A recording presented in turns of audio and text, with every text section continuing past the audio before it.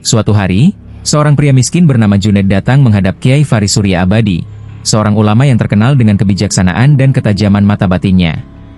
Dengan wajah penuh beban, Junaid berkata, "Kiai, saya hidup serba kekurangan. Anak-anak gadis saya yang 3 orang belum juga ada yang melamar. Saya khawatir bagaimana nasib mereka nanti kalau saya sudah tiada." Kiai Faris hanya menatap Junaid sejenak, lalu berkata dengan tenang, "Pulanglah, dan bakarlah rumahmu." Junaid terkejut. "Maksud Kiai?" Namun, sang Kiai tak menjelaskan apa-apa, hanya mengulangi, "Lakukan, dan kamu akan tahu jawabannya."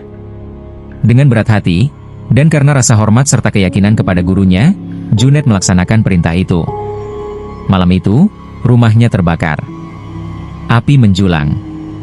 Orang-orang kampung berdatangan untuk membantu memadamkan api. 3 anak gadis Junaid yang selama ini dikenal syalihah dan menjaga penampilan syar'i, lari keluar rumah dalam kepanikan, tanpa sempat mengenakan pakaian lengkap.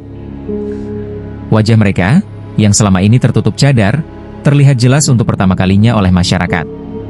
Semua yang melihat, tercengang. "Masya Allah, ternyata anak-anak Pak Junaid sangat cantik," gumam banyak orang. Setelah api padam, Junaid terduduk di depan puing-puing rumahnya bersama anak-anaknya yang menangis. Saat itulah datang Wali Kota Budi, yang mendengar kabar kejadian tersebut. "Pak Junaid, sabarlah, ada apa sebenarnya?"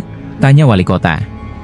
Dengan hati masih sedih, Junaid menjawab, "Saya hanya mengeluhkan nasib saya pada Kiai Faris. Tapi beliau malah menyuruh saya membakar rumah." Wali Kota Budi tersenyum lembut. "Kalau itu dari Kiai Faris, pasti ada maksud besar di baliknya. Dan saya mulai mengerti maksudnya. Saya melamar anak perempuan Anda yang sulung untuk anak saya, Kohar. Sejak melihatnya tadi malam, dia tak bisa berhenti memikirkannya. Rumah Anda juga akan kami bangun kembali, sebagai bagian dari maharnya." Belum sempat Junaid menjawab, muncul Pak Camat Subhan. "Kalau begitu, anak kedua Anda saya lamar untuk anak saya, Abdani. Lalu Pak Farhan, saudagar kaya, ikut menimpali. Anak ketiga Anda untuk anak saya, Rijal."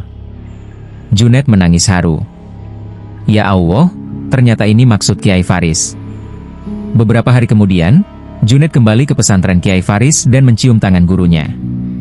Kiai Faris berkata lembut, "Api yang membakar rumahmu itu ibarat ujian hidup yang membakar kesabaranmu.